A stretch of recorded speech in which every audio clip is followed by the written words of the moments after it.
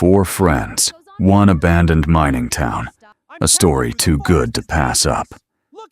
Stay out of them trees after dark, the old man warned. They laughed it off. Dozens of empty buildings. One old mine. Not a soul in sight. They picked the driest cabin and made it home for the night. For a while, it just felt like any other camping trip. The radio died first. No. Just static, then nothing at all. Chris volunteered to stay awake. He didn't expect to hear anything. Footsteps, slow, circling the cabin like it was pacing. Then the footsteps sped up. Chris wasn't imagining it anymore. Mia looked outside. Nothing there. Nothing she could see anyway. She turned around. A face was pressed against the glass, right behind her. The lantern died instantly. Now they couldn't see anything at all. They grabbed whatever they could find and braced for the door. Something slammed into the door. The wood bent like it was nothing. Then just as suddenly silence. That was almost worse. At first light, Jake finally opened the door. Bloody footprints led into the clearing. Then they just stopped. No prints after that.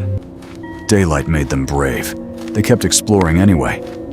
Dana's missing water bottle was sitting on a table, placed there, neatly. That night, they saw it, just standing there, watching. Mia swore she heard her mother's voice, calling from inside the mine. Dana heard her brother, the brother she buried 3 years ago.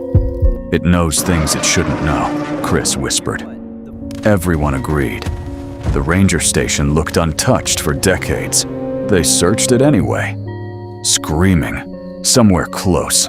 It sounded like one of their own. Jake appeared in the trees, covered in blood, screaming one word, "Run!"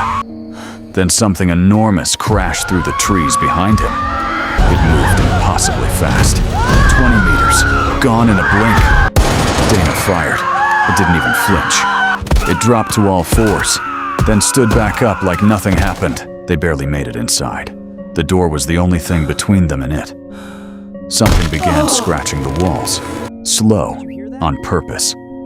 A voice whispered, "Let me in." It sounded exactly like Jake, who was standing right there. They found an old recorder. Chris pressed play.